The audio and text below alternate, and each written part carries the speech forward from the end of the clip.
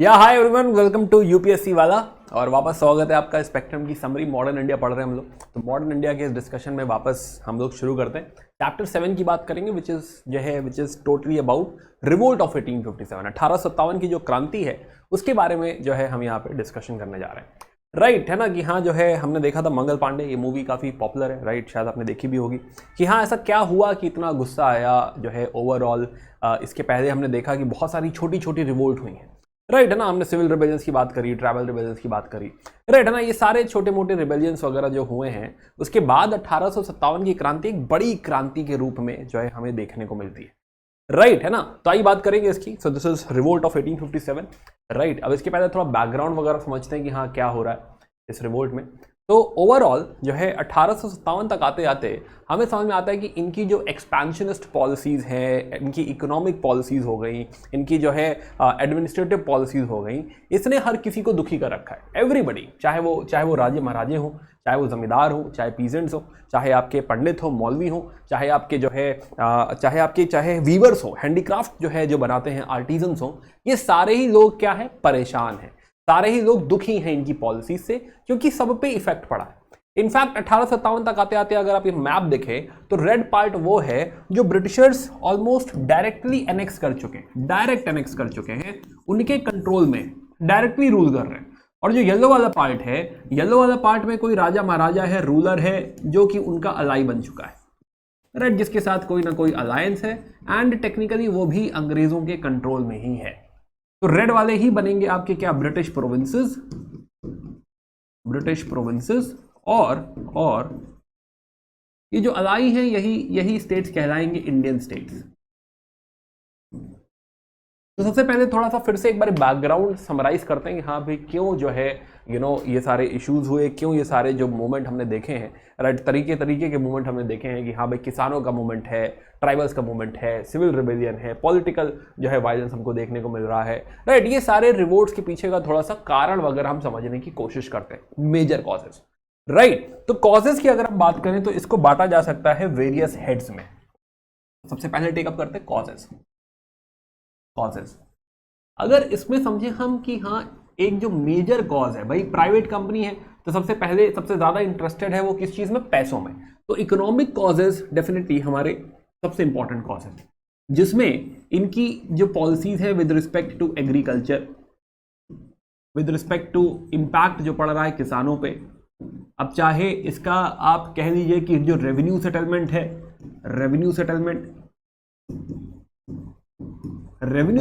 एक तो ये लोग पैसे इकट्ठा कर रहे हैं, पैसे ज्यादा इकट्ठा कर रहे हैं। राइट है ना, रेवेन्यू अगर बनता है 100 रुपए तो ले रहे हैं 1000 रुपए। दूसरा प्रॉब्लम एक और चीज भी है कि रेवेन्यू सेटलमेंट में प्राइसेस हाई हैं वो तो एक बात है, बट मेथड ऑफ कलेक्शन में भी काफी ऑपरेशन है, जबरदस्ती है।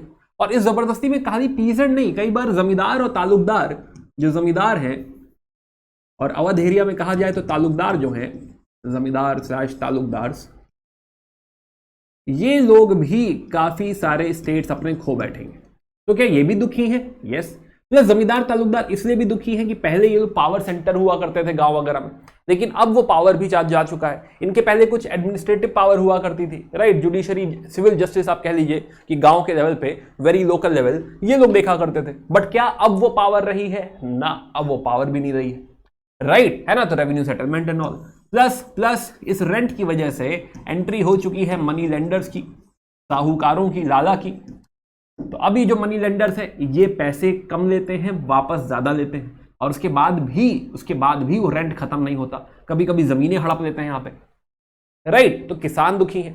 दूसरा, अगर इकोनॉमिक कॉस्ट का इंपैक्ट अगर हम देखें तो सिमिलरली जो हमारी इंडियन इंडस्ट्री थी, जो हमारे वीवर्स, आर्टिजन्स थे, उनके ऊपर भी खासा इंपैक्ट पड़ा है। अब हो क्या रहा है, अब हम लोग net importer of raw material बन चुके हैं। 1850 तक आते आते हम लोग अब हम एक्सपोर्टर ऑफ रॉ मटेरियल बन चुके हैं, इंपोर्टर ऑफ फिनिश गुड बन चुके हैं।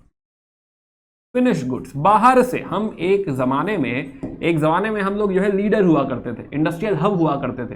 हमारे यहां से टेक्सटाइल ब्रिटेन जाया करता था, यूरोप जाया करता था, अरब जाया करता था। लेकिन अब क्या है, उधर से फिनिश गुड आ रहा है, फिनिश टेक्सटाइल्स आ रही है, और हम लोग दे क्या रहे हैं, हम लोग दे रहे हैं रॉ मटेरियल। क्या ऐसे में इन लोगों की जॉब्स जाएंगी? यस। क्या इंडस्ट्रीज जो ट्रेडर्स है, मर्चेंट्स है, क्या वो खत्म हो जाएंगे? यस। इनफैक्ट एक और बात यहीं पे समझिए कि ये जो वीवर्स लिख लीजिए या आर्टिजन्स लिख लीजिए, तो आर्टिजन्स मान लीजिए कुछ हैंडीक्राफ्ट बनाते हैं, तो वो खरीदेगा कौन? आपके may be nobles, rich people.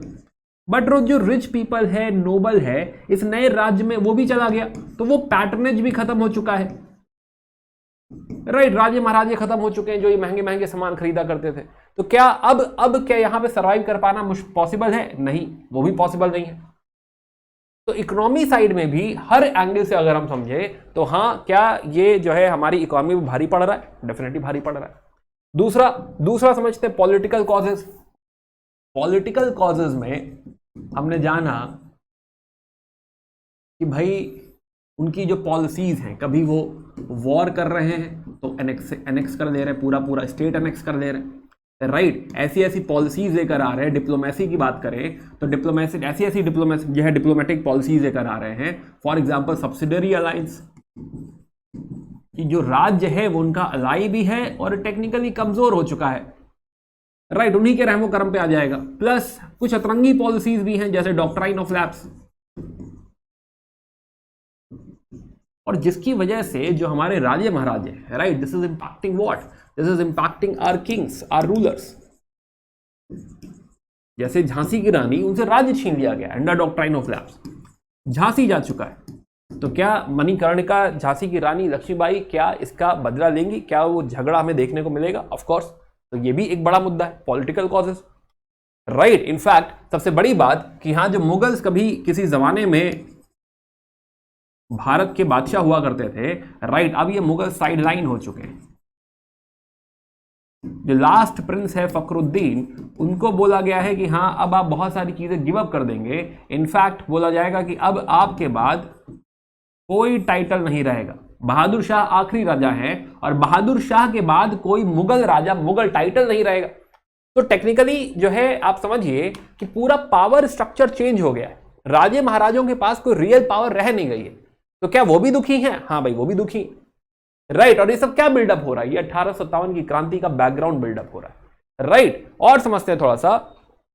और अगर हम कॉजेस की बात करें तो हम समझेंगे कि भाई then there are a lot of social causes as well.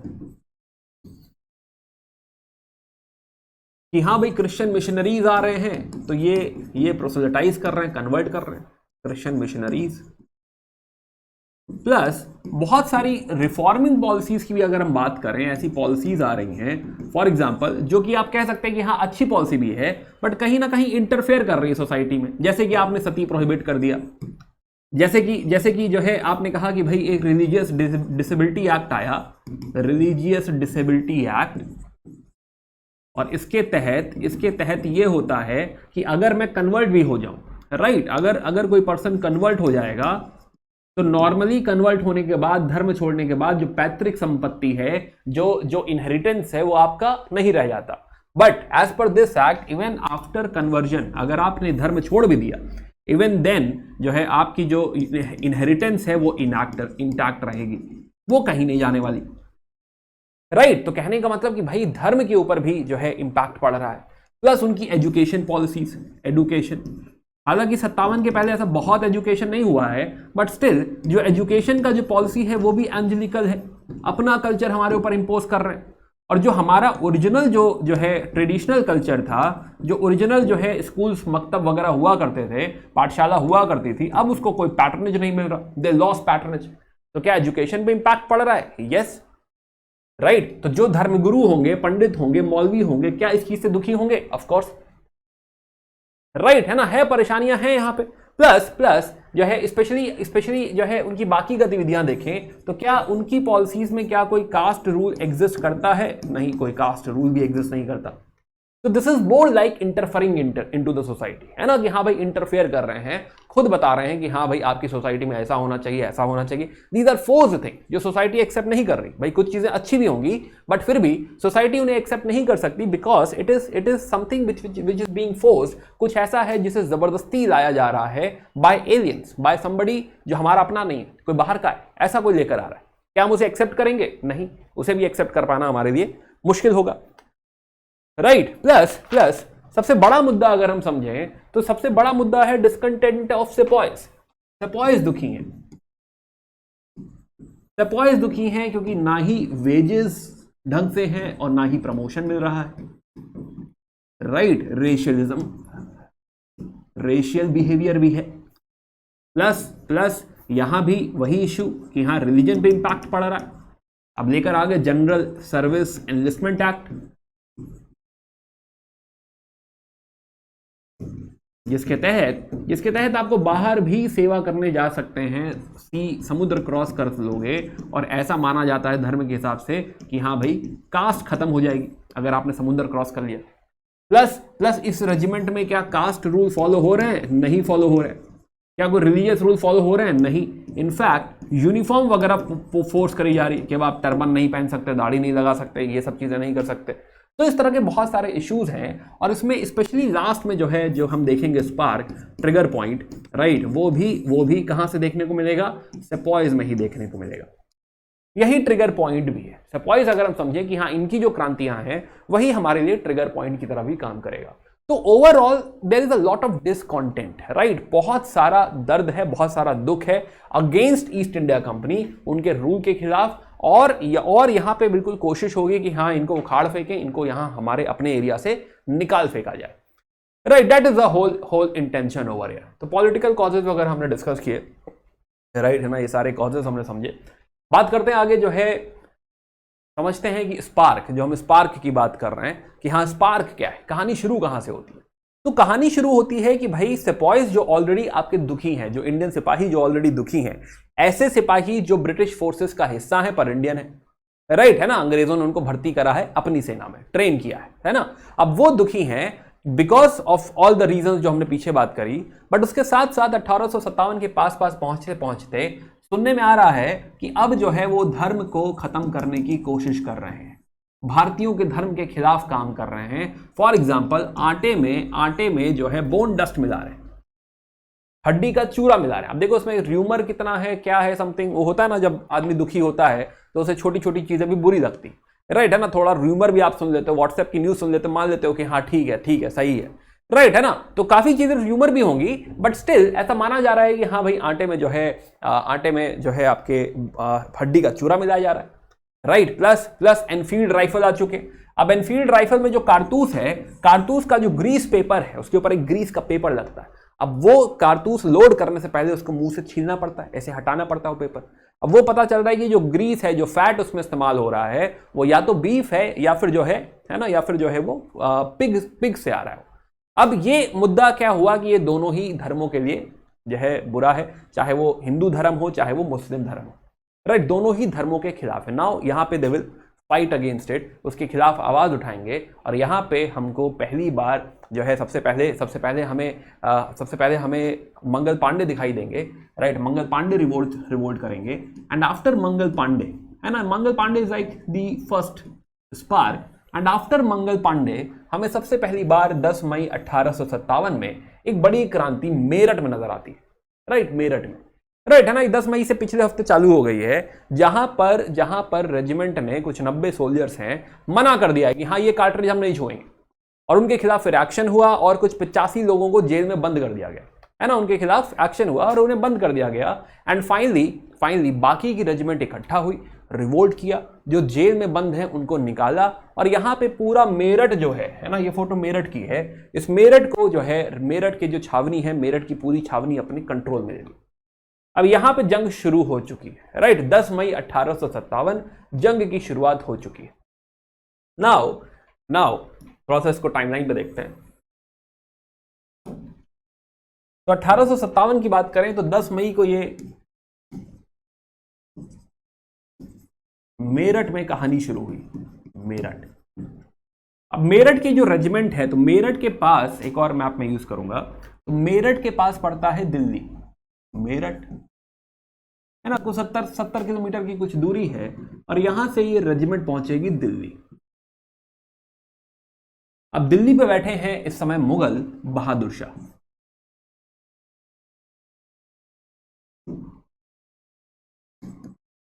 और ये जो सोल्जर्स हैं ये जाके बहादुर शाह जफर को, आखिरी मुगल हैं बहादुर शाह जफर, जफर उनका पेन नेम है, लिखते हैं वो, राइट, उर्दू की शायरियां लिखते हैं वो। तो खैर, तो बहादुर शाह जफर को जाके परसुएड करेगी कि इस रिवोल्ट के जो लीडर हैं वो आप हैं, राइट, आप हमारे बादशाह हैं, भारत के बादशाह हैं, और आपको ये मूवमेंट टेकअप करना पड़ेगा, राइट। और अब यहां पर जब वो बहादुर शाह के पास पहुंचे हैं तो बहादुर शाह इनिशियली रिलक्टेंट हैं क्योंकि बहुत बूढ़े हो चुके हैं, राइट, और उनको उनकी स्ट्रेंथ अगर आप समझिए तो ऐसी कोई बहुत स्ट्रांग आर्मी कोई बची नहीं है, मुगल्स के पास ऐसा कोई पावर बचा नहीं है, खाली टाइटल है, राइट। और मुगल समझिए 1526 से रूल कर रहे हैं, तो भले रियल पावर नहीं है, पर कहीं ना कहीं ये एक्सेप्टेंस है भारत में, राइट, कि जो भारत का बादशाह है वो कौन है, मुगल है। तो वो ब्लू ब्लड समझिए, लेजिटिमेसी समझिए कि हाँ वो एक्सेप्टेंस है बहादुर शाह की लीडरशिप में। अब वो स्ट्रांग है नहीं है वो अलग की बात, पर वो मुगल है, ये बहुत बड़ी बात है। तो नाउ तो बहादुर शाह जफर को इसीलिए इंक्लूड किया गया है, और यहीं से एक छोटी सी सेपॉय म्यूटनी, मेरठ की जो सेपॉय म्यूटनी थी, जैसे ही बहादुर शाह जफर हां कहेंगे वैसे ही ये मूवमेंट कैसा हो जाएगा, ये एक पॉलिटिकल मूवमेंट हो जाएगा। अब ये क्रांति है, राइट। अब जो है आप कह सकते हैं, अगर आगे जाके हिस्टोरियंस कहें कि हाँ ये हमारी पहली आजादी की लड़ाई है, तो हाँ अब बन सकती है, क्योंकि बहादुर शाह जफर इसके लीडर हैं, बहादुर शाह जफर इसके फेस। और बहादुर शाह जफर को परसुएट किया जाएगा कि सर आप बाकी सारे चीफ्स को चिट्ठियां लिखिए, राइट, लेटर लिखा जाए और उनको भी बोला जाए कि इस क्रांति का हिस्सा बने और अंग्रेजों को यहां से उखाड़ फेंका जाए। तो प्रोक्लेमेशन जारी होगा, अब चिट्ठी जारी होगी, जगह जगह पोस्टर लगाए जाएंगे, एडवर्टीजमेंट होगा, एडवर्टीजमेंट इन द सेंस कि हाँ जो है पूरा पोस्टर जिसमें किसको क्या मिलेगा ये सारी बातें लिखी होंगी। उसमें लिखा होगा कि अगर आप किसान हैं तो आपको जैसे ही जब हम ये जंग जीतेंगे तो किसानों के साथ क्या जो है पॉलिसी होगी, अगर आप आर्टिजन हैं तो क्या होगा, जमींदार हैं तो क्या होगा, अगर आप छोटे राजा हैं तो क्या होगा, राइट। ये सारी बातें जो है बना के लोगों तक भी पहुंचाई जाएंगी, राजाओं को भी चिट्ठी लिखी जाएगी, और इस तरीके से ये एक पॉलिटिकल मूवमेंट चालू किया जाएगा। नाउ तो बहादुर शाह जफर, यहीं पे आप चाहें तो जो है बहादुर शाह जफर के प्रोक्लेमेशन की बात कर सकते हैं कि हाँ भाई क्या होगा इस जंग का नतीजा, राइट। अब ये ऐसा भी नहीं कि हाँ ये इतना आसान था कि हाँ जो है मेरठ पहुंचे, मेरठ से दिल्ली पहुंचे और जो है बहादुर शाह जफर से मिलने चले गए कि हाँ चलिए आइए लड़ाई करते हैं, नहीं। सबसे पहले जो है हुई है दिल्ली में लड़ाई, राइट, है ना। यहां पे पहुंचे हैं तो ये आप समझिए कि हाँ सबसे पहले दिल्ली की जो लोकल आर्मी है उसको अपने साथ मिलाया जाएगा, यहां पे जो अंग्रेज हैं पोजीशन हैं उनको मारा जाएगा। इस समय साइमन फ्रेजर हैं यहां पे, साइमन फ्रेजर, ये ब्रिटिश रेजिडेंट बैठे हुए हैं यहां पे ब्रिटिश पॉलिसीज का ध्यान रखने के लिए, सबसे पहले इनको मारा जाएगा, राइट। पूरी छावनी को, पूरी दिल्ली को अपने कंट्रोल में लिया जाएगा। तो सबसे पहले क्या है, ब्रेक किया गया है, दिल्ली को ब्रेक किया गया है, और बहादुर शाह जफर को सबसे पहले क्या बनाया गया है, फेस बनाया गया है कि भाई आप मुगल के जो है मुगल हैं और भारत के बादशाह हैं, प्लीज इस लीडरशिप को टेकअप करिए। नाउ अब जब ये बात फैली है, जब ये बात जो है स्प्रेड होनी चालू हुई है, बहुत सारे सिपाही जो है झांसी भी जाएंगे, रानी के पास भी जाएंगे, कानपुर बात पहुंचेगी, तो कानपुर, झांसी, अब ये धीरे धीरे जो सेंटर्स हैं अब वो उजागर होने लगेंगे, और हर कोई, है ना, कानपुर में नाना साहब बैठे, बात करेंगे अभी, तो नाना साहेब भी कह रहे हैं, हर कोई मान रहा है कि हाँ भाई हम आपके नीचे चीफ हैं, गवर्नर हैं, और आप हमारे बादशाह हैं। यानी कि ये सही में बात जो है इस्टेब्लिश हो गई कि हाँ भाई जो राजे महाराजे हैं, जो बाकी के जो सेंटर्स हैं वो भी एक्सेप्ट कर रहे हैं लीडरशिप कि हाँ भाई हमारे बादशाह कौन है, हमारे बादशाह बहादुर शाह। तो इस तरीके से ये जंग चालू होती है, ये कहानी चालू होती है, right. So now the disturbance, if you see disturbance की अगर हम बात करें तो दिल्ली है, बरेली है, Bareilly is again an important centre, Bareilly, फिर कानपुर और लखनऊ एक अच्छा सेंटर बनेगा। कानपुर में बैठे हैं नाना साहेब, नाना साहेब कौन है, नाना साहेब जो है वंशज हैं पेशवा बाजीराव टू के। अब पेशवा का टाइटल उनको नहीं दिया गया है और उनको बिठा दिया गया है यहाँ कानपुर में, बिठूर में, राइट। तो क्या वो दुखी हैं, हाँ वो भी दुखी हैं। क्या वो इस रिवोल्ट का हिस्सा बनेंगे, यस वो भी हिस्सा बनेंगे। प्लस हमने बात सुनी झांसी की, अब झांसी पे बैठी है रानी लक्ष्मीबाई, झांसी रानी लक्ष्मीबाई। अब उनका मुद्दा यह है कि उनके हस्बैंड की डेथ के बाद उनके हस्बैंड गंगाधर राव जो किंग थे गंगाधर राव, अब उनकी डेथ के बाद जो उनका हेयर है उनको एक्सेप्ट नहीं किया जा रहा है और under doctrine of lab Jhansi को जबरदस्ती एनेक्स किया जा रहा है। तो झांसी की दिक्कत यह है कि हाँ, रानी कहती है कि हाँ मैं अपनी झांसी नहीं दूंगी, राइट है ना, मैं लड़ाई लड़ूंगी और झांसी नहीं दूंगी। तो अब क्या है, ये सेंटर्स भी क्या हो रहे हैं, ये सेंटर्स भी इंसाइट हो रहे हैं, ये सेंटर्स भी रेडी हो रहे हैं कि हाँ भाई जो है लड़ाई शुरू करी जाए, राइट। और अगर हम समझें, बरेली पे खान बहादुर का नाम लिख सकते हैं आप, बरेली पे खान बहादुर है, खान बहादुर एक्चुअली रोहिल्ला जो है वंशज है और उनका भी वही मुद्दा है कि हाँ भाई हमें अपना एरिया वापस चाहिए। सिमिलरली लखनऊ में अगर हम देखें, Lucknow is again a very very important centre, Lucknow. अब लखनऊ को, इसे अवध लिख रहे हैं या चलिए लखनऊ ही रहने दें, तो अवध को जबरदस्ती अंग्रेजों ने एनेक्स कर दिया है 1856 में कि हाँ भाई अवध हमारा हुआ। क्यों आपका हो गया, क्या रीजन है भाई? रीजन ये है कि आप लोग ठीक से रूल नहीं कर पा रहे। नाउ अवध को एनेक्स करना एक बड़ी गलती माना जाता है। रीजन, अवध, सबसे पहली बात कि अवध के जो नवाब हैं, नवाब बहुत पॉपुलर है, नवाब वाजिद अली शाह काफी पॉपुलर है, एक दिक्कत यह है, अंग्रेजों के लिए दिक्कत है। दूसरा, बंगाल आर्मी में जो रिक्रूटमेंट है वो बहुत ज्यादा अवध से, राइट, अवध के बहुत सारे सिपाही जो हैं वो अवध बंगाल आर्मी का पार्ट है और जब आप उनके घर पे हमला करेंगे, अवध पे हमला करेंगे, अवध को एनेक्स करेंगे, तो क्या उनको बुरा लगेगा? बहुत बुरा लगेगा, राइट। इसीलिए और प्लस अवध की जो आर्मी है उसको भी डिसबैंड कर दिया गया है। तो क्या ये लोग भी दुखी बैठे हुए हैं? क्या ये लोग भी झगड़े का इंतजार कर रहे हैं? यस। प्लस अवध पे जो रानी है बेगम हजरत महल, वो डेफिनेटली चाहती हैं कि हाँ ये राज्य ना जाए और उनका जो बेटा है Birjis Qadir, he should become next nawab. एक और सेंटर अगर हम समझें तो एक और सेंटर है मौलवी अहमदुल्ला फैजाबाद। तो लखनऊ से कुछ 400-500 किलोमीटर दूर पड़ता है फैजाबाद। अब अयोध्या हो गया ये। फैजाबाद को लीड कर रहे हैं मौलवी अहमदुल्ला। मौलवी अहमदुल्ला ओरिजिनली हैदराबाद को बिलोंग करते हैं, बट वो इस एरिया में है और काफी पॉपुलर भी है, राइट। वो जहां भी जाते हैं आप देखिए तो बहुत सारा म्यूजिक साथ में चलेगा, पूरा पालकी में जाएंगे और लोगों को जो है अंग्रेजों के खिलाफ काफी जो है ज्ञान देते थे। And that is the reason he will become a local leader, he will also become very very popular. और फैजाबाद की जो लड़ाई है वो कौन लड़ रहा है? मौलवी अहमदुल्ला। सिमिलरली बिहार में एक जमींदार हैं, बिहार थोड़ा दूर बना लेते हैं, बिहार में आप देखेंगे कि बिहार की लीडरशिप है कुंवर सिंह के पास।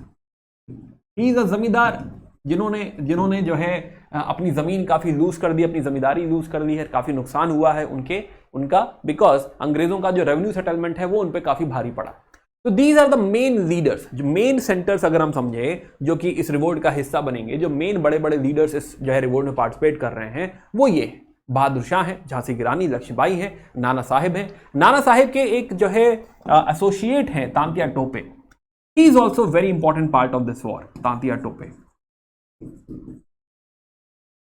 तो जब बहादुर शाह फेस बनते हैं तो then he incites them, right. These are the leaders who have motive, right. ये लोग भी रेडी हैं, इनके पास कारण है लड़ने का, and they will also become part of this revolt. Plus it is not like कि सिर्फ ये लीडर्स, बल्कि इस एरिया में यूपी बिहार, अगर आप एरिया समझें यूपी बिहार दिल्ली जो है, प्लस थोड़ा सा और एरिया, थोड़ा पंजाब साइड हम ले लें तो ये पूरा एरिया, प्लस इधर झांसी साइड जो है, झांसी ग्वालियर ये वाला जो पार्ट है, राइट, इस पूरे एरिया को क्या कर देगा? ये डिस्टर्ब कर देगा, राइट। यहाँ के खाली ये लीडर्स नहीं, बल्कि यहाँ के जो किसान हैं, आर्टिजन्स हैं, जमींदार हैं, तालुकदार हैं, राइट, ये सारे के सारे लोग इस मूवमेंट का हिस्सा बनेंगे, इस जंग का हिस्सा बनेंगे। तो ये पूरा पार्ट डिस्टर्ब हो गया। एक तरफ से दिल्ली से लेके उधर बंगाल तक है ना, बिहार आप इंक्लूड कर रहे हैं तो दिल्ली से लेके पूरा बिहार अगर आप समझिए तो ये पूरा का पूरा पार्ट डिस्टर्ब हो गया। गांव गांव जाग उठा है ना, वो है ना कि जागे हैं घर सारे, जागे नगर सारे, राइट, जागा है अब हर गांव। तो हाँ, तो गांव गांव जाग गया है और इस मोमेंट का हिस्सा है। है ना। तो अभी हमने समझा थोड़ा सा ज्योग्राफिकल स्पैन। अब यहीं पे एक बात छोटी सी और ऐड करना चाहूंगा मैं कि जो है आप समझिए, तो ये हमें ये भी बताता है कि this is not a pan India revolt. अगर इसका जो है एरिया, आप टेरिटोरियल एक्सटेंट समझिए, तो दूरी जो ये कवर कर रहा है, ये यूपी, बिहार, दिल्ली, हरियाणा, ये वाला पार्ट है जो इसका पार्ट है, बट ये बाकी एरियाज को बहुत ज्यादा इफेक्ट नहीं कर रहा। राइट, साउथ इंडिया बिल्कुल पूरी तरह से नील है। इनफैक्ट इस एरिया, इस पूरे रिवोल्ट को सप्रेस करने के लिए भी जो आसपास का एरिया है वो सपोर्ट करेगा, हेल्प करेगा। खैर तो हमने समझा जो है लीडर्स कौन कौन से हैं। वापस टाइमलाइन पे आते हैं। तो चलिए मैं आपको थोड़ा सा स्लाइड्स में आगे लेके चलता हूं। तो अब हम देख रहे हैं कि हाँ भाई, इधर हमारे Bahadur Shah Zafar became the face of the revolt. जो दिल्ली है वो पूरी दिल्ली भी कब्जे में आ चुकी है जो है क्रांतिकारियों के, हमारे जो सिपाही हैं, राइट, है ना। अब यहाँ पे कुछ अंग्रेजों के नाम भी हमको देखने को मिलेंगे। फॉर एग्जाम्पल लेफ्टिनेंट वेल्बी हैं, राइट। लेफ्टिनेंट वेल्बी हार जाएंगे और दिल्ली हाथ में आ जाएगी, दिल्ली कंट्रोल में आ जाएगी, right. This is the capture of Delhi, right. कि दिल्ली की पूरी जो आर्मी है, जो दिल्ली के इंडियन सोल्जर्स हैं, ये भी सपोर्ट करेंगे। प्लस नाउ हमने समझा कि हाँ ये बात फैल रही है और Awadh, Rohilkhand, Doab area, Bundelkhand, central India, Bihar, है ना, पंजाब का थोड़ा eastern side, now all these areas are part of this revolt. ये दिल्ली का वो टावर है जहां पे ये सारे जो म्यूटनी करने वाले जो हमारे सिपाही लोग हैं, ये लोग यहाँ पे इकट्ठा होंगे, राइट। तो सिविलियंस की हम बात कर रहे थे कि हाँ भाई जो किसान हैं वो भी इसका मुद्दा बनेंगे, वो भी हिस्सा बनेंगे, राइट। तो किसान आप देखिए, तो किसान क्या, किसान पूरा आम आदमी है ना। किसान, आर्टिजन, शॉपकीपर्स, लेबर्स, राइट, जमींदार, जो आपके रिलीजियस जो है हेड्स वगैरह हैं, पंडित हैं, मौलवी हैं, है ना, सिविल सर्वेंट्स हैं, हर कोई इसमें पार्टिसिपेट कर रहा है, राइट। और सबसे पहले लोकली आप समझिए, तो जैसे कि हमला होगा जमींदारों पे, ऐसे जमींदार जो है किसानों के साथ बुरा कर रहे हैं, किसानों से जबरदस्ती पैसा ले रहे हैं, उनके ऊपर अटैक होगा, मनी लेंडर्स के ऊपर अटैक होगा, और पूरे रिकॉर्ड्स उनके हैं जिसमें उन्होंने लिखा हुआ है कि तुमने इतना उधार दिया था, नहीं लौटाया, एटसेट्रा, वो रिकॉर्ड जला दिए जाएंगे, राइट। प्लस ऐसी चीजें जो अंग्रेजों की याद दिलाएं, जो अंग्रेजों ने स्थापित किया है, उनके ऑफिसेस, उनकी बिल्डिंग्स, राइट, है ना, उनका कोई टेलीग्राफ है, उनका कोई जो है रेलवे है, सब तोड़ फाड़ दिया जाएगा, राइट, है ना। तो पुलिस स्टेशन वगैरह सब तोड़ फाड़ दिया जाएगा। तो टोटल समझिए कि हाँ, अवध एरिया में अगर 1.5 लाख अगर टोटल इस रिवोल्ट में 1.5 लाख लोग पार्टिसिपेट कर रहे हैं, तो उसमें से 1 लाख एक्चुअली अवध से ही है। तो अवध का बहुत बड़ा कॉन्ट्रीब्यूशन रहा है, वो भी मैंने बताया क्यों।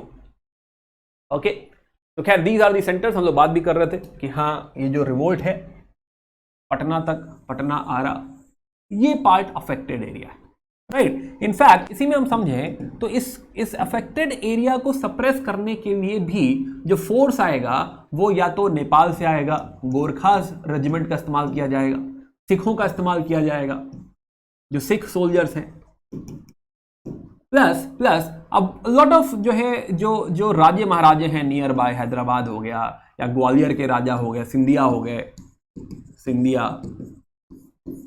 ये लोग अंग्रेजों को सपोर्ट करेंगे और धीरे धीरे one spot at a time, धीरे धीरे जो है ये बैटल, ये बेसिकली क्रांति दबा दी जाएगी, है ना। ये देखते हैं जो है कैसे बात बनी। तो हमने दिल्ली की बात करी। अब दिल्ली में एक और लीडर है, जनरल बख्त खान, राइट। तो देखो, बहादुर शाह जफर तो is not a very strong leader, उन पे भरोसा नहीं कर सकते। अच्छी बात है कि जनरल बख्त खान है, तो general Bakht Khan is the real leader जो दिल्ली संभाल रहे हैं। आप चाहें तो वहीं पे, अच्छा बाय द वे, जब मैं पढ़ाऊं तो प्लीज स्पेशली जो है इसी सोर्स से मॉडर्न इंडिया पढ़ रहे हैं, राइट, मेरा रिक्वेस्ट ये है कि हाँ प्लीज टाइमलाइंस बनाइए। जो मैं लिखता हूं, मैं ये भी कह सकता हूं कि देखिए लिखा हुआ है, राइट, है ना, फिर भी मैं लिखता हूं क्योंकि वो इंपॉर्टेंट बातें हैं, वो आपकी मेन से भी हेल्प करेंगी, प्रीलिम्स से भी हेल्प करेंगी। अगर आप टाइमलाइंस बना लेंगे तो जो है आपके लिए काफी आसान हो जाएगा। तो please do make timelines with these videos, आपके लिए ये नोट्स भी क्रिएट हो जाएंगे और सुपर हेल्पफुल हो जाएगा। बाय द वे पीडीएफ मैं आपको दे देता हूँ, राइट, पीडीएफ आपका ऐप पे रहता है, आप बुक समरी में जाएंगे तो पीडीएफ मिल जाएंगे। बट अगेन जो है इस पीडीएफ को आप यूज कर सकते हैं, बट अगर खुद का नोट्स रहेगा ना तो उसको वो आपके लिए रेडी रखना रहेगा, आप हमेशा इस्तेमाल कर पाएंगे। तो काफी आसान रहेगा अगर आप जो है अपने नोट्स बना लेंगे, साथों साथ लिखते चलेंगे यही सारी बातें। और शॉर्ट नोट्स, मैंने ये कह रहा कहानी लिखो, शॉर्ट नोट्स कि हाँ ये फैक्ट है, ये भी लीडर है, ये एरिया है, मैप बनाओ, टाइमलाइन बनाओ, माइंड मैप बनाओ। अगर ये साथ में बनाते चलोगे तो भाई आसान हो जाएगा, बहुत आसान हो जाएगा, राइट। क्योंकि अभी देखो, समझो इस बात को, अभी याद हो जाएगा, अभी बहुत सारी बातें रिटेन कर लोगे, बट एग्जाम साल भर बाद होगा, राइट, है ना, सेकेंड अटेम्प्ट उसके बाद होगा, खुदा ना खास्ता आपको सेकंड अटेम्प्ट देना पड़े, आप फर्स्ट अटेम्प्ट में सेलेक्ट हो जाए, दुआ है मेरी, बट फिर भी सेकंड अटेम्प्ट अगर देना पड़ा तो फिर रिवाइज करना पड़ेगा। तो इतने लंबे दौरान कहां तक बातें याद रहेंगी, कितनी बार वीडियो देखोगे? तो please make notes, that will be super helpful. खैर, तो हम बात कर रहे हैं कि हाँ भाई जो है दिल्ली में अगर हम देखें तो दिल्ली में पूरा कोर्ट एस्टैब्लिश किया गया है, उसमें 10 मेंबर्स हैं और इन 10 मेंबर्स में आर्मी के भी लोग हैं, 6 लोग आर्मी के हैं और सिविलियन भी हैं, 4 लोग सिविलियन के हैं। दैट मीन्स कि हाँ भाई ओवरऑल दिल्ली को जो रूल किया जा रहा है, आर्मी और सिविलियन दोनों लोग मिलकर दिल्ली रूल कर रहे हैं। प्लस एम्परर बहादुर शाह जो है वो तो हम समझ ही रहे हैं उनके बारे में। दूसरा मैंने कानपुर के बारे में बताया, ऑलरेडी हमने डिस्कस किया कानपुर, राइट। कानपुर अभी थोड़ा एंड की बात करेंगे। तो नाउ अब सिमिलरली लखनऊ पे देखिए, लखनऊ में जब क्रांति चालू हुई, बेगम हजरत महल ने जब आवाज उठाई और ये पूरी क्रांति जब लखनऊ में चालू हुई, अवध में चालू हुई, तो जितने जो है आपके ब्रिटिश सोल्जर्स वगैरह हैं, राइट, लखनऊ में उस समय हुआ करते थे British resident Henry Lawrence, right. ये सारे लोग कहां जाके छुप गए?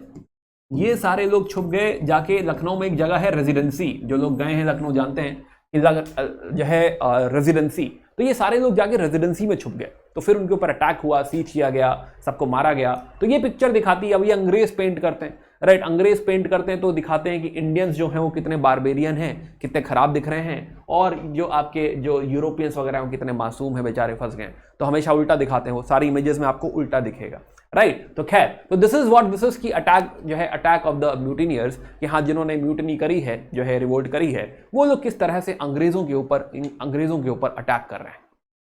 खैर, तो बेगम हजरत महल की मैंने आपको कहानी सुनाई ऑलरेडी, राइट। एंड अभी बात करेंगे बिसीज करने की, फाइनली, राइट। टाइमलाइन पे एक बार वापस आएंगे। बरेली पे हम बात कर रहे थे खान बहादुर खान की। तो खान बहादुर खान जो कि रोहिल्ला जो है डिसेंडेंट है, उन्होंने ऑर्गेनाइज करी है अपनी 40,000 सोल्जर्स की आर्मी, और ये भी लड़ाई लड़ रहा है। तो बरेली भी एक अच्छा सेंटर निकल के आ रहा है, राइट। सिमिलरली हम बात कर रहे थे बिहार के कुंवर सिंह, राइट। कुंवर सिंह जमींदार हुआ करते थे, जगदीशपुर के जमींदार हैं भाई, राइट। और इनके भी वही इश्यूज, जो सेटलमेंट के इश्यूज हैं, वो इनके साथ भी हैं। ही विल आल्सो फाइट। बाकी हम फैजाबाद की मौलवी अहमदुल्ला की बात कर रहे थे, राइट। ओरिजिनली मद्रास के हैं, वो मद्रास रेजिडेंसी को बिलोंग करते हैं, राइट, यहाँ पे हैं। दूसरा मैंने आपको रानी लक्ष्मीबाई जी के बारे में बताया, झांसी की रानी के बारे में बताया, जिन्होंने कहा कि मैं अपनी झांसी नहीं दूंगी। खैर, सो नाउ ये तांतिया टोपे के सोल्जर्स हैं जो कि हेल्प करेंगे झांसी की रानी के लिए। यूपी में शाहमल की बात करेंगे, बट उसके पहले जो है बनाते हैं वापस टाइमलाइन। तो हमने समझा कि हाँ मई 1857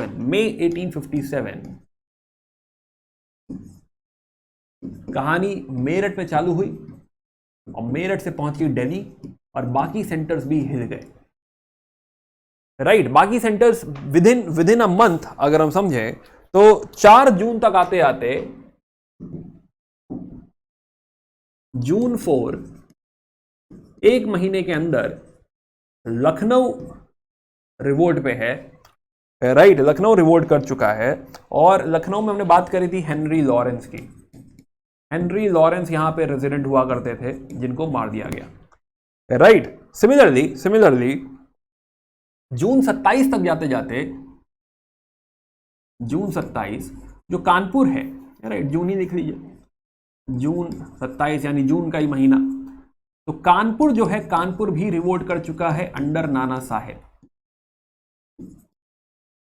यानी तुरंत ही सारे सेंटर्स आपको एक्टिव होते हुए नजर आ रहे हैं। नाना साहेब, यहां पे हग व्हीलर ये मारे गए, और कानपुर भी अब रिवोल्ट का हिस्सा बन चुका है।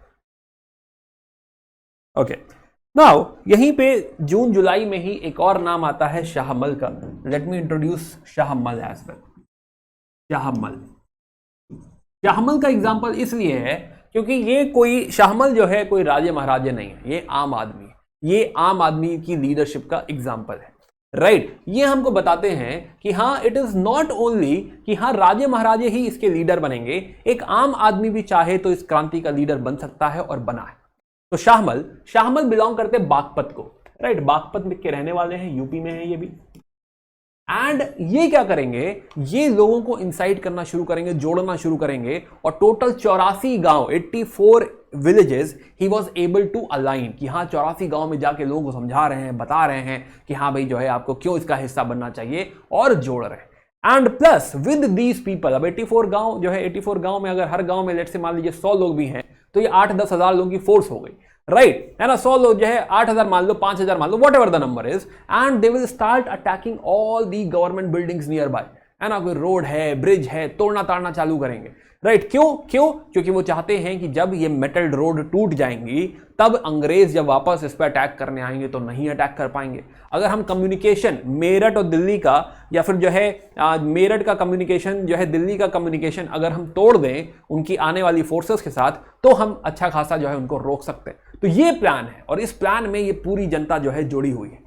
इनफैक्ट एक और बात इसमें बहुत अच्छी देखने को मिलती है कि भाई जो है इन्होंने एक इरिगेशन डिपार्टमेंट का एक ऑफिस है उसको बना दिया है हॉल ऑफ जस्टिस। ये क्या दिखाता है? ये दिखाता है कि हमारी जनता में कितनी अंडरस्टैंडिंग है, राइट, कि हां अगर रूल नहीं भी है, अगर कोई और राजा नहीं भी है तो क्या जनता अपने आप को संभाल सकती है? हां, हॉल ऑफ जस्टिस जो उन्होंने क्रिएट किया है, तो हॉल ऑफ जस्टिस में ऐसे छोटे मोटे जो जुडिशरी के केसेस है, भाई किसी का झगड़ा हो गया, कुछ हो गया, तो वो डिस्प्यूट्स वगैरह का रेजोल्यूशन हॉल ऑफ जस्टिस में हो रहा है।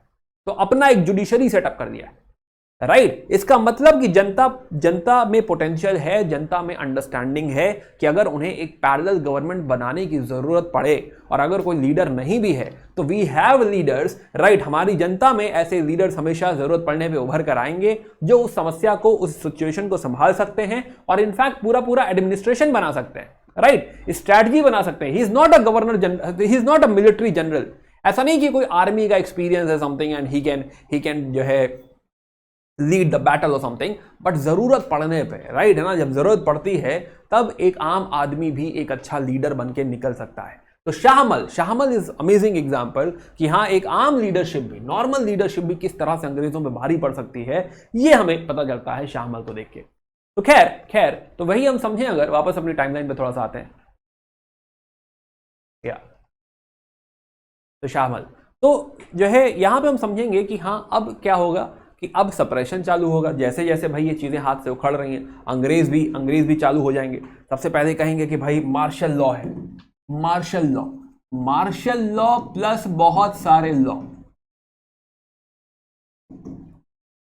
आर्बिट्रेरी पावर्स, वेग पावर्स, कि भाई हम कुछ भी करें तो कल को हमारे ऊपर कोई आके ये इल्जाम ना लगाए कि भाई ये बड़ी इनह्यूमन प्रैक्टिस थी, आपने ऐसा कैसे कर दिया, ये आपको किसने पावर दी थी। ना, आर्बिट्रेरी पावर्स होनी चाहिए, हम कुछ भी कर सकते हैं, राइट, कितना भी वायलेंस कर सकते हैं, किसी को कैसे भी मार सकते हैं, पूरा गांव हम फांसी पे, पेड़ पे लटका सकते हैं, राइट। इस तरह की पावर्स लेकर आएंगे अंग्रेज इस पूरी रिवोल्ट को सप्रेस करने के लिए, कि कल को कोई ऑफिसर के ऊपर कोई कहीं केस ना बने कि भाई आपने ये किस पावर के हिसाब से कर दिया, ऐसा कैसे कर दिया, तो अलाउड ही नहीं है ना। ब्लोइंग ऑफ द गन, ऐसे सामने उसे पकड़ो और फिर ऐसे गोली मार दो सामने खड़ा करके, राइट, ये कैसी, भाई अगर आपको पकड़ना है तो आप अरेस्ट करिए, जेल में जाइए, बट नहीं, यहां पे ऐसी पावर चाहिए कि हम कुछ भी करें, राइट, हमने किसी को सर पे गोली मार दें, किसी को काट दिया जाए, इनफैक्ट शाहमल की बॉडी को काट दिया जाएगा, राइट, और उनका जो सर है वो टांग दिया जाएगा, दिखाने के लिए ट्रॉफी की तरह की, देखो जो है हमने क्या किया शाहमल के साथ। तो हम कुछ भी ऐसा कर दें, हमारे ऊपर कोई इल्जाम नहीं लगना चाहिए, कोई ये ना पूछे कि कैसे आपने जो है ऐसा कुछ ब्रूटल अटैक कर दिया। तो खैर, तो they will come back with lot of powers and we will see कि gradually they will start capturing everything. तो जो दिल्ली है, जो मई में डिस्टर्ब हुआ है, right, Delhi September, within 4 months, September, first of all, Delhi will be captured, right? तो John Nicholson है और September 1857, within 4 months, Delhi is lost, right? Delhi is captured, John Nicholson. तो सबसे पहले जो सेंटर है, जो पावर सेंटर है टेक्निकली, जहां से पूरी एनर्जी फ्लो हो रही है, सबसे पहले उसी को कैप्चर कर लिया गया। आइए इसको थोड़ा कहानी को आगे लेके चलते हैं। सप्रेशन ऑफ द रिवोल्ट की हम बात कर रहे हैं। कश्मीरी गेट है दिल्ली का, राइट, ये ब्लो कर दिया गया है और अब जो है आपकी ब्रिटिश आर्मी अंदर जा रही है और धीरे धीरे जो है ये पूरी दिल्ली को कैप्चर कर दिया जाएगा। नाउ देखो, दिल्ली कैप्चर किया जाएगा ये तो एक बात है, राइट। बहादुर शाह जफर को पकड़ लिया जाएगा, इनको रंगून भेज दिया जाएगा, ये वेट करेंगे काफी टाइम कि हाँ भाई मेरा ट्रायल हो, क्या करना भाई, बूढ़े हैं, बहुत उम्र हो चुकी है इनकी, and he is like in the last leg of his जो है life, right, within 5 years he will die. 1862 में इनकी डेथ हो जाएगी, इनको भेज दिया जाएगा रंगून। बट ब्रूटल ये नहीं है, ब्रूटल ये है कि इनके जितने भी वंशज हैं, मुगल्स के जितने भी वंशज हैं, जो भी प्रिंस बचे थे, जो भी उनकी फैमिलीज बची थी, सबको ब्रूटली इन्हीं के सामने मार दिया जाएगा। कि इसके बाद हमें कोई मुगल क्लेम नहीं चाहिए, हमें दोबारा ऐसा कोई नहीं चाहिए जो कहे कि ब्लू ब्लड है, ये हमारे जो है बादशाह हैं। नहीं, तो अंग्रेजों ने सारे मुगल्स को यहीं पे खत्म कर दिया, बहादुर शाह के सामने ही उनके जितने प्रिंसेस हैं, राइट है ना, जो है उनको यहां पे मार दिया गया। तो दिल्ली से कहानी चालू हुई है। देन लखनऊ अगर आप समझिए तो लखनऊ आपका जो है मार्च 1858 तक, तो ऑलमोस्ट समझिए कि हाँ 1 साल ये कहानी चली है। तो रिलीफ ऑफ लखनऊ, अब देखिए ये पेंटिंग, आप देखिए ये पेंटिंग में बहुत सुकून दिखाया गया कि हाँ पीछे देखिए सफेद धुआं फैल रहा है कि हाँ अब हमने लखनऊ कैप्चर कर लिया है। तो लखनऊ मार्च 1858 तक, और ये क्रेडिट जाता है कॉलिन कैम्पबेल को। पहले हैवलॉक वगैरह ने कोशिश करी थी, but Colin Campbell is the one जो लखनऊ और उसके बाद कानपुर दोनों का ही रिलीफ इन्हीं के नाम पे आएगा, राइट है ना। इनफैक्ट कानपुर उसके पहले ही कैप्चर हो जाएगा। तो this is relief of Lucknow की, देखिए हाथ हाथ मिला रहे हैं कि हाँ जो है हो गया, सॉल्व हो गया है, ऊपर लोग खड़े हैं कि हाँ भाई हो गया, सन्नाटा है, कोई बात नहीं, हमने संभाल लिया है। तो this is relief of Lucknow, right. Begum Hazrat Mahal Nepal चली जाएंगी, वापस कोशिश करेंगे कि वहां से कुछ कंटिन्यू करें, बट ऑफ कोर्स इफेक्टिव नहीं रहेगा। तो रिलीफ ऑफ लखनऊ। तो we are talking about suppression of revolt, right. Nana Sahib जो है, Nana Sahib will also escape to central India, नहीं, Nana Sahib will go to Nepal, right, and again we will not hear anything back. Tantia Tope central India चले जाएंगे, right, and thereafter somebody reported about him, वो सो रहे थे, तो he was captured and he was also executed। Jhansi की रानी की अगर हम बात करें, again if we have the timeline here, Jhansi की रानी, तो झांसी की रानी जो है finally the battle is in June 1858, June 1858।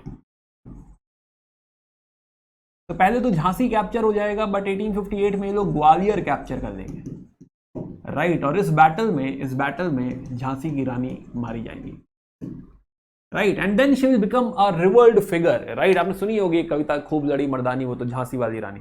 आपको कमेंट सेक्शन में बताना है कि ये कविता किसने लिखी है, राइट है ना। शी विल बिकम अ जो है you can say a figure जो हमें हमेशा इंस्पायर करेगी, राइट, आज भी इंस्पायर करती है झांसी की रानी। या तो झांसी की रानी, तो ये हमें यहाँ पे झांसी की रानी जो है दिखेंगी, और ये डिफीट लीड कर रहे हैं हगरोज, राइट। हगरोज कहते हैं कि हाँ इस पूरी क्रांति में अगर कोई एक मैन था, राइट है ना, जो सबसे बहादुर था, वो कौन था, वो रानी लक्ष्मीबाई थी। तो बाय जून 1858। तो अगर हम वापस एक बार अगर मैं आपको बताऊं, तो कानपुर बाय डिसंबर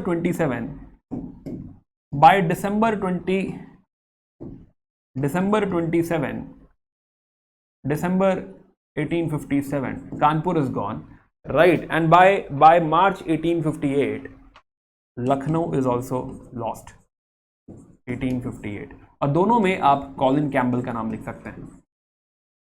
अगेन अभी तक यूपीएससी ने जो है ये वाले नाम पूछे नहीं है, बट यू नेवर नो, बात आ सकती है, पूछी जा सकती है, right. Okay now by 1859 everything will be over, right. 1859 तक सब कुछ खत्म हो जाएगा, ऑल अंडर कंट्रोल। बट एक खास बात इस पूरे में देखने को मिलेगी कि वायलेंस जो है, वायलेंस दोनों साइड से। जब हमने क्रांति शुरू करी, तो क्या जो ब्रिटिश रेजिडेंट वहां पे रहते थे उनको मारा, उनकी फैमिलीज को मारा? यस, बिल्कुल हुआ, क्रांति हुई, वायलेंस इस साइड से हुआ, बहुत फैमिलीज मार दी गई, राइट। और जब ये सप्रेशन की हम बात कर रहे हैं, तो सप्रेशन में क्या वायलेंस हुआ? बहुत वायलेंस हुआ, राइट। हजारों लोग मारे गए, राइट। ऐसे जो है तोप के सामने खड़ा करके जो है उनको मार दिया गया, जैसे मैं कह रहा था कि गोली से सामने जो है बांध के मार दिया गया, राइट। फैमिलीज पूरी मार दी गई हैं, प्लस जो है जैसा कि मैंने कहा कि गांव पूरे जो है एग्जाम्पल के लिए कि लोगों में खौफ रहे, पूरा गांव ऐसे पेड़ पे फांसी पे टांग दिया गया है ना, कि हाँ दोबारा किसी गांव की ऐसी हिम्मत ना हो। तो एग्जाम्पल सेट किए गए हैं। तो वायलेंस, एक्सट्रीम वायलेंस देखने को मिला है 1857 की क्रांति में, और ये वायलेंस दोनों ही साइड से रहा है, ये अंग्रेजों की साइड से भी रहा है और हमारी साइड से भी पूरा ही वायलेंस रहा है।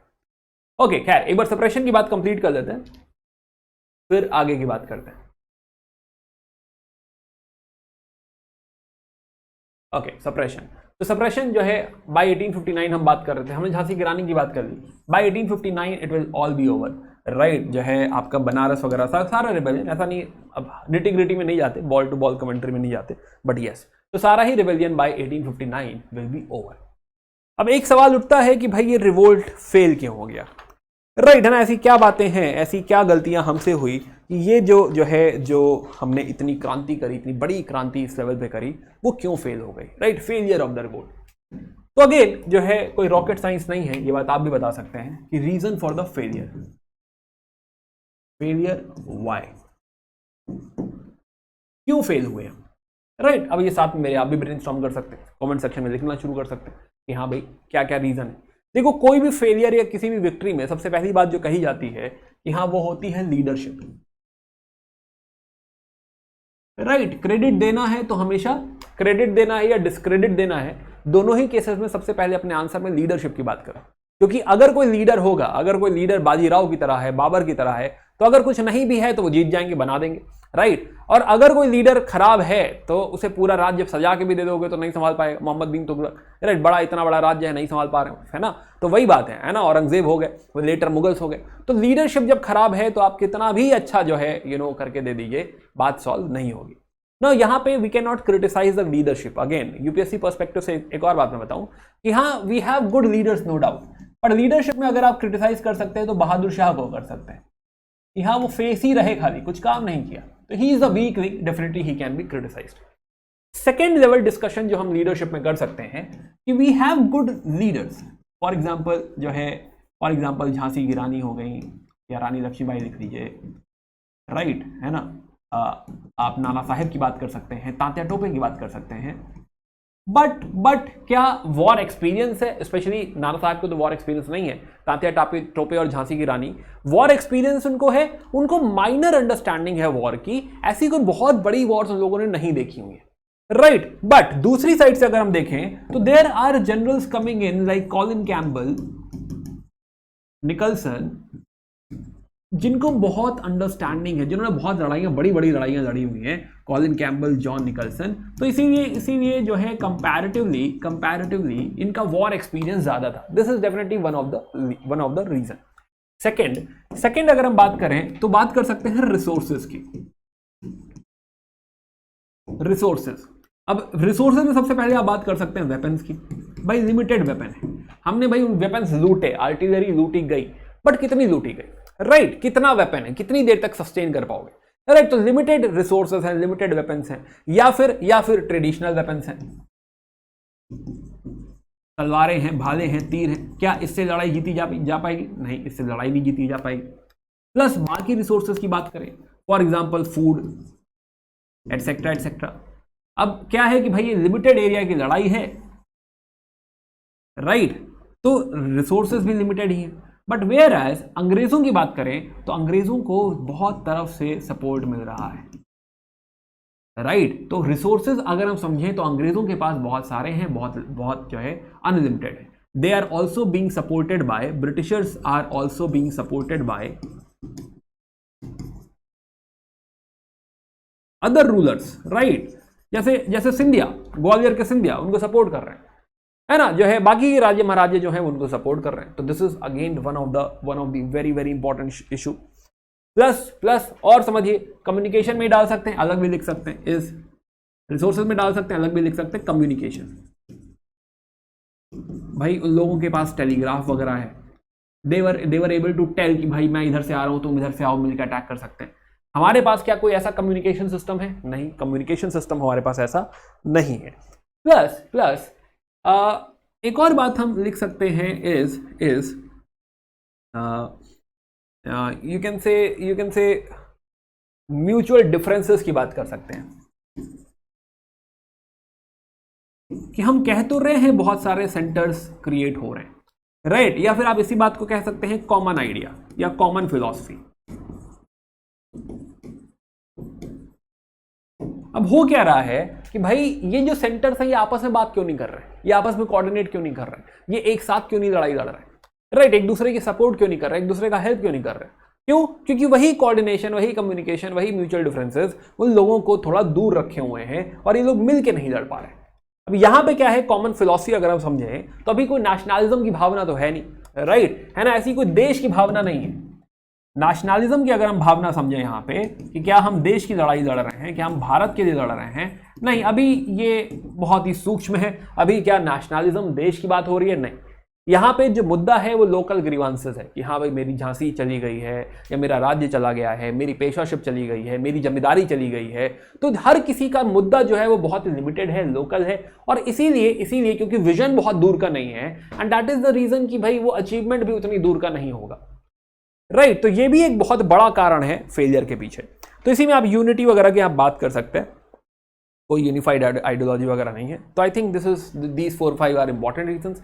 देन देयर कैन बी जो है एडिशन ऑफ मोर रीजंस। तो these are the major reasons behind the failure. या चलिए और बात करते हैं, बात समझते हैं जो है हमने आर्म्स एंड इक्विपमेंट वगैरह की बात कर ली, यूनिफाइड आइडियोलॉजी की बात कर ली। हाँ, एक और बहुत ही जो है खूबसूरत बात है इस रिवोल्ट की, वो है हिंदू मुस्लिम यूनिटी फैक्टर, है ना। इस रिवोल्ट में बहुत ही खूबसूरत चीज़ ये देखने को मिलती है, हमें ये पता चलता है कि 1857 तक हिंदू मुस्लिम ऐसा कोई फैक्शन झगड़ा नहीं है, हम साथ में हैं, साथ में लड़ाइयाँ लड़ रहे हैं, राइट। झांसी की रानी की जो है के सिपाहियों में मुस्लिम सोल्जर्स हैं, बहुत सारे सोल्जर्स हैं, उनके जनरल मुस्लिम सोल्जर्स हैं, राइट। लीडरशिप में हमने देखा कि हिंदू मुस्लिम दोनों ही है। और आप समझिए नाना साहेब जो कि मराठास को बिलोंग करते हैं, जो पेशवा वंशज हैं, नाना साहेब एक्सेप्ट कर रहे हैं बहादुर शाह की रूलरशिप, बहादुर शाह की एम्पररशिप, कि हाँ भाई हमारे बादशाह कौन है? बहादुर शाह। तो दैट मीन्स कि यहाँ पे जो है हिंदू मुस्लिम की बहुत खूबसूरत यूनिफिकेशन हमको नजर आता है कि हाँ ये लड़ाई साथ में है। 1857 तक ऐसा कोई झगड़ा, ऐसा कोई अलगाव यहाँ पे एग्जिस्ट नहीं करता। ये चीज़ थोड़ा चौंका देने वाली है, बढ़िया बात है, राइट। प्लस जो भी एरिया कंट्रोल में आया है भारतीयों के, वहां पे आप देखेंगे कि वहां पे काउ स्लॉटर वगैरह बंद कर दिया गया है कि नहीं, ये नहीं हो सकता, बैन किया जाए इसको, राइट। तो ये एक काफी इंपॉर्टेंट फैक्टर है जो हमें ध्यान में रखना चाहिए अबाउट 1857 की रिवोल्ट। देन नेक्स्ट बात करते हैं जो है नेचर ऑफ द रिवोल्ट में बहुत सारा डिबेट है कि ये किस तरह की रिवोल्ट, क्या कहें इसको, राइट, है ना, जो क्या कहना चाहिए। तो यहां पे काफी अलग अलग व्यूज हैं। नेचर ऑफ द रिवोल्ट अगर हम समझें, nature, right, this is for mains perspective. Nature of the revolt generally जो ब्रिटिश साइड हैं, ब्रिटिश हिस्टोरियंस या British historians / leaders will say कि भाई ऐसी बातें कहेंगे वो कि भाई ये सेपॉय म्यूटनी है, बस सेपॉय म्यूटनी,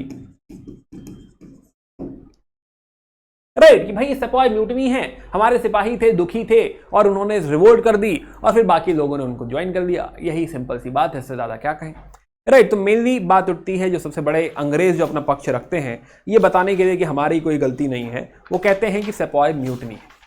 बट है ना, एक और व्यू इसमें आता है, राइट, जो कि थोड़ा रिलीजन से रिलेटेड है, जो क्रिश्चियन मिशनरीज से ताल्लुकात रखते हैं। वो कहते हैं कि हाँ, this is a fight between Christianity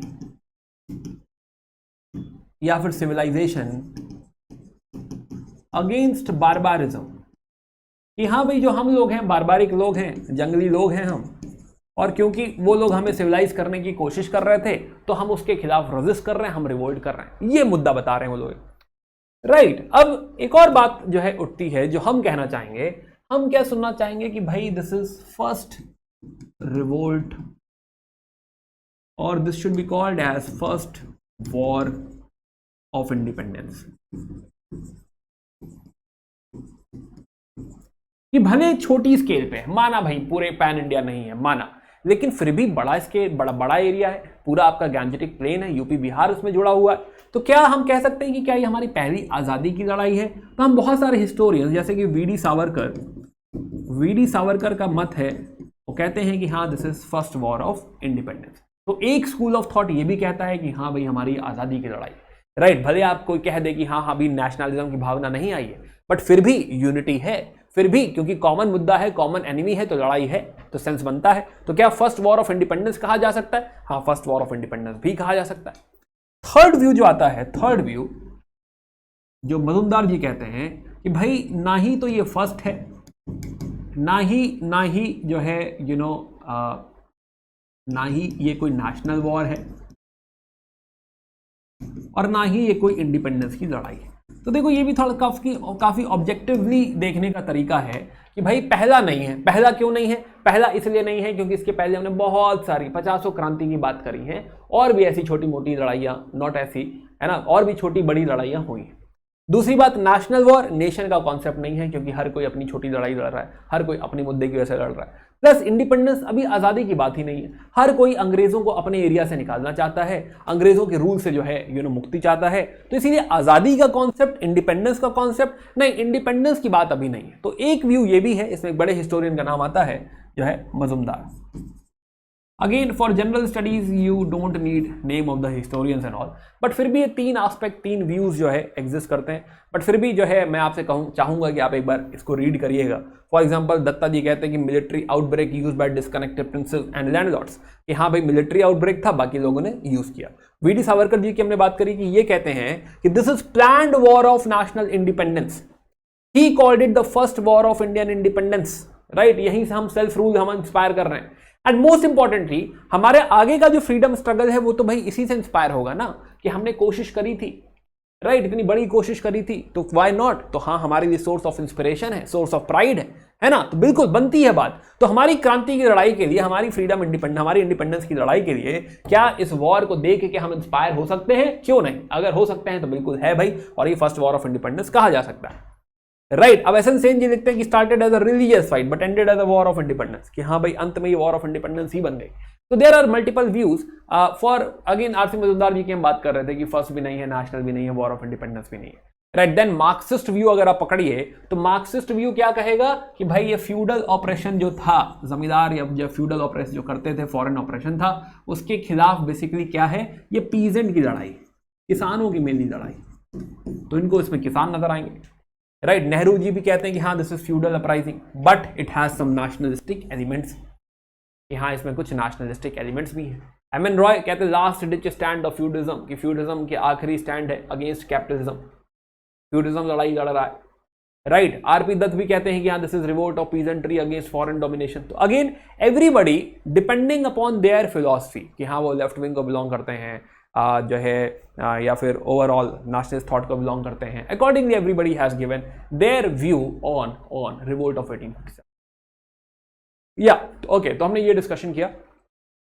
finally बात करते हैं कि इसके बाद हुआ क्या, कॉन्सिक्वेंसेस की बात करते हैं कि हाँ क्रांति तो हो गई, 1857 की क्रांति तो हो गई, बट उसके बाद क्या। तो टेक्निकली जब मैं मॉडर्न इंडिया पढ़ाता हूं तो मैं कहता हूं कि भाई यहां से हमारा सीजन 2 चालू होता है, right. This is technically season 2 1857, क्योंकि यहाँ की हवा, आबो हवा कुछ और है, यहाँ की हवा कुछ और है। इसके पहले जो रूल है वो ईस्ट इंडिया कंपनी का रूल, बट 1857 के बाद 58 में 1858 2 अगस्त 2 को एक एक्ट आएगा फॉर द बेटर गवर्नमेंट। कहां पे एक्ट आ रहा है ये भाई? ये एक्ट आ रहा है ब्रिटेन में, और इस एक्ट के तहत डिसाइड होगा कि जो भी कुछ ईस्ट इंडिया कंपनी को बिलोंग करता था यहां पे, वो सब कुछ अब क्वीन को बिलोंग करेगा। तो यहां से टेक्निकली क्वींस रूल चालू हो रहा है, तो पूरा रूल ही चेंज हो गया। इसके पहले ईस्ट इंडिया कंपनी रूल किया करती थी 1857 तक, बट इस क्रांति के बाद जो नया रूल आया है वो आया है रानी का रूल, राइट। अब हम डायरेक्टली ब्रिटेन के द्वारा रूल किए जाएंगे, राइट। यहीं पे 1858 में एक और 1858 नवंबर में एक और मीटिंग होगी। अब उस समय गवर्नर जनरल हुआ करते थे लॉर्ड कैनिंग। लॉर्ड कैनिंग एक इलाहाबाद में दरबार लगाएंगे, दरबार, राइट। और यहां पे होगा पहली बार एक प्रोक्लेमेशन, रॉयल प्रोक्लेमेशन, राइट, है ना, अनाउंसमेंट, रॉयल अनाउंसमेंट, रानी का संदेश, राइट। अब ये रानी का संदेश क्या कह रहा है? नवंबर, दिस इज 1 नवंबर, राइट। ये रानी का संदेश ये कह रहा है, 3-4 बातें इंपॉर्टेंट है यहां पे, कि भाई अब उस एरा में हम कोई भी और राज्य नहीं हड़पेंगे, तो एनेक्सेशन की पॉलिसी साहब हम खत्म कर दे रहे हैं। तो जो भी प्रिंसली स्टेट्स हैं, बाकी जो बचे हुए राजा महाराजा हैं, जो हम लोग पहले मैप में देख रहे थे येलो पोर्शन, अब हम इसके बाद किसी को हड़पेंगे नहीं, बट आप लोग हमारे अंडर रहोगे, Britishers will be the Paramount power. यानी टेक्निकली अब हर राज्य जो है, जितने भी राज्य महाराजे हैं, हर कोई रानी के नीचे प्रिंस है, इसीलिए प्रिंस वर्ड यूज किया जाएगा कि हाँ अगर रानी है तो उसे राजा नहीं कह सकते आप, right. Let's say Raja of Junagadh, तो अब उसे जूनागढ़ का राजा नहीं कह सकते, क्या कहेंगे, प्रिंसली स्टेट, कि हाँ वो सारे प्रिंसली स्टेट्स हैं और रानी को रिपोर्ट करते हैं, राइट। तो एनेक्सेशन इसके बाद वादा कर दिया जाएगा कि भाई इसके बाद हम किसी का राज्य नहीं हड़पेंगे, पहली बात। दूसरी बात कही जाएगी कि भाई गोइंग फॉरवर्ड हम आप लोगों की सोसाइटी में इंटरफेयर कर रहे थे, तो now going forward you will have freedom of religion and technically हम किसी भी सोशल चीजों में इंटरफेयर नहीं करेंगे, राइट। तो इंटरफेरेंस से आपको हम मुक्ति दे रहे हैं, ये भी बात हम यहां पे क्लियर कर देते हैं कि हमारी बहुत सारे इंटरफेरेंस आपको बुरा लगा, तो now we will not interfere anymore. Next एक और बात ये कह रहे हैं कि हाँ भाई हर किसी को इक्वल प्रोटेक्शन ऑफ लॉ होगा, हर कोई हमारे लिए बराबर है, प्लस इक्वल अपॉर्चुनिटीज भी रहेंगे। आप लोग कोई भी जॉब करना चाहें, हमारी सरकार में जॉब करना चाहें तो आपको जॉब मिल सकती है, कोई दिक्कत की बात नहीं है, राइट। तो यहां पे इक्वल अपॉर्चुनिटी का भी वादा किया गया है। प्लस एक और जो आंख खुली है यहां पे, उनको भी समझ में आई अपनी गलती, उनको समझ में आया कि जो इंडियन सेपॉयज हैं, राइट, उनकी संख्या बहुत ज्यादा है, तो रेशियो फिक्स करने की जरूरत है। तो 1857 के बाद एक और चीज की जरूरत है, वो है आर्मी के रीऑर्गेनाइजेशन की, कि भाई आर्मी को रीऑर्गेनाइज कर दिया जाए, जिसके तहत जो यूरोपियन सोल्जर्स हैं या ब्रिटिश सोल्जर्स हैं उनका नंबर बढ़ा दिया जाए, राइट। और थोड़ा बहुत अगर इंडियंस का नंबर कम करना पड़े तो कम कर दिया जाए, या तो सबसे पहला तो जो है एक काम इन्होंने ये किया। दूसरा जो है, नाउ दे आर सेइंग कि now we will follow this policy, army reorganisation की बात हम कर रहे हैं, विच इज कॉल्ड एज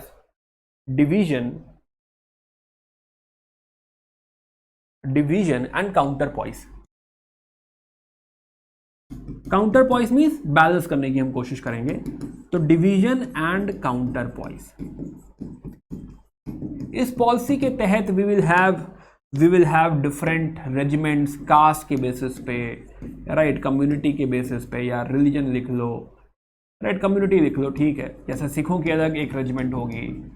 तो इस बेसिस पे हम क्या करेंगे, रेजिमेंट्स क्रिएट करेंगे, सो दैट हम इन लोगों को आपस में इस्तेमाल कर सकें, एक दूसरे के खिलाफ इस्तेमाल कर सकें। तो division and counter poised, this is one of the strategy they will use, right. Plus एक 1861 की आर्मी अमलगमेशन स्कीम है, आर्मी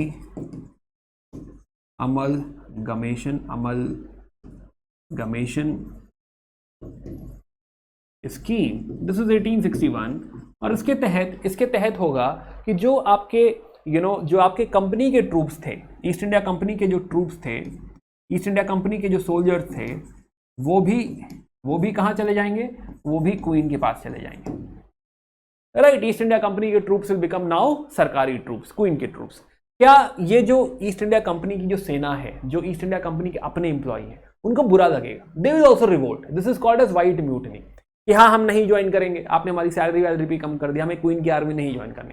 तो lot of them will be release, कि हाँ भाई ठीक है जाओ, कोई बात नहीं, जो है छोड़ देते हैं, उनके खिलाफ एक्शन नहीं हुआ, राइट, और जो है उनको जाने दिया गया। तो कहते हैं कुछ 10,000 सोल्जर्स को वापस भेज दिया गया कि हाँ ठीक है आप जाइए, कोई ऐसी दिक्कत की बात नहीं।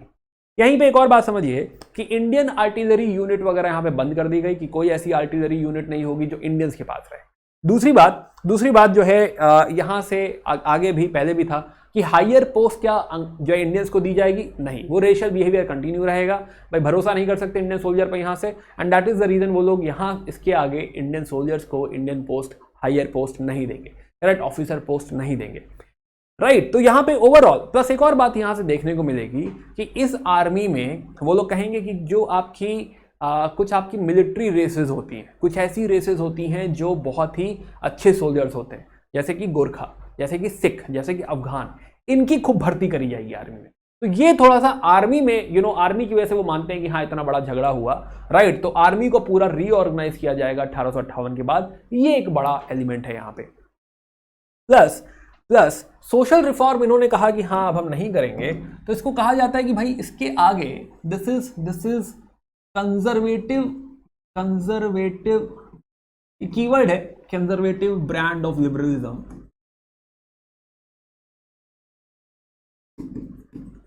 Right, conservative brand of liberalism. इसके तहत क्या होगा कि जो हमारी कंजर्वेटिव लोग हैं, right, they will be like कि हाँ ये आपने बिल्कुल सही कहा, राइट, बहुत बढ़िया बात कही, हम आपको सपोर्ट करेंगे।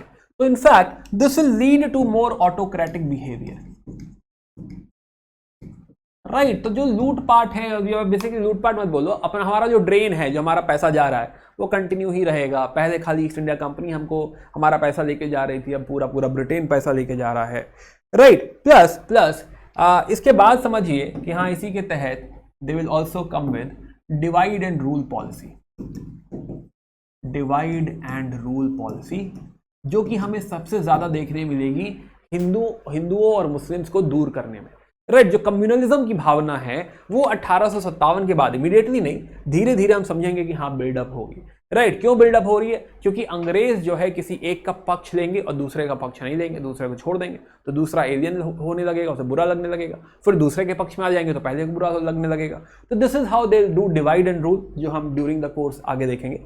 राइट, प्लस एक और जो है एक्ट, यहीं पे last point, ICS act, Indian civil services act 1861, ICS act 1861, जिसके तहत अब इंडियंस भी अलाउड हैं। बट देखो ये कहने की बात है कि हाँ इंडियंस भी अलाउड हैं, इंडियंस भी सिविल सर्विस का हिस्सा बन सकते हैं, बट ओवरऑल जो उनकी पॉलिसी बनाई है उन्होंने, जो एज रखी है, उन्होंने कहा है कि एग्जाम देने ब्रिटेन आना पड़ेगा, उन्होंने कहा है कि सिलेबस देखिए, सिलेबस में आपसे लैटिन और ग्रीक का हिस्ट्री पूछा जाएगा।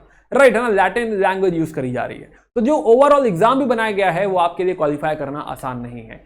तो this is how they will try कि हाँ ऑन पेपर लिख देंगे कि हाँ इंडियंस अलाउड है, बहुत बढ़िया, बट एक्चुअली क्या इंडियन सही में वो लोग चाहते हैं कि इंडियन सिविल सर्वेंट बने, इंडियन आईएएस ऑफिसर बने? नहीं, वो चाहते नहीं है, एंड इसीलिए पॉलिसीज ऐसी हैं कि हाँ उनकी एंट्री नहीं होनी चाहिए। आई होप मेरे साथ आपने भी बना लिया होगा। राइट है ना, प्लस अच्छा मुझे कमेंट बताना कि बनाते हो नहीं बनाते हो, क्या खाली वीडियो देख रहे हो, ठीक है, चलो whatever helps you, but yes. तो consequences we have discussed, right है ना, और ऐसा पिक्चर बनाने के बाद it becomes much easy. Right, आगे जाके तुम देखो ये पूरी कॉपी जो है, राइट है ना, ऐसे एक बना डाली है, अब उसके बाद जो है टाइमलाइन देखो, माइंड मैप देखो, चीजें फ्रेश हो जाती हैं। लास्ट पॉइंट, एक सिग्निफिकेंस की बात मैं ऐड करना चाहूंगा कि सिग्निफिकेंस, तो सिग्निफिकेंस दोनों पॉइंट्स हैं। राइट, दोनों लोगों ने क्या सीखा, सिग्निफिकेंस कह लो, लेसन्स लर्न्ड कह लो, तो दोनों लोगों ने क्या सीखा, ब्रिटेन ने क्या सीखा इससे? तो ब्रिटेन ने सबसे पहले अपनी जो भी मिस्टेक्स थी उसको सॉल्व किया कि हाँ भाई हम सोसाइटी में इंटरफेयर कर रहे थे, नहीं करेंगे। आर्मी में हमने इंडियंस को ज़्यादा हायर कर दिया था, उनको जो है आर्टिलरी वगैरह पे पोजीशन कर दिया था, ये नहीं करना चाहिए था, गलती हो गई। तो दे विल बेसिकली जो है इंश्योर कि हाँ ये गलतियाँ हम सही कर दें। बट इंडियंस ने क्या सीखा, ये बड़ा इंपॉर्टेंट है। इसके आगे इंडियंस ने ये सीखा कि वायलेंस कोई सॉल्यूशन नहीं है। राइट, हम सोचें कि हम ऐसी क्रांति कर देंगे, रिवोल्ट कर देंगे और हम जीत जाएंगे, ये आसान नहीं है, ये करना थोड़ा मुश्किल है। तो we should not plan for violence.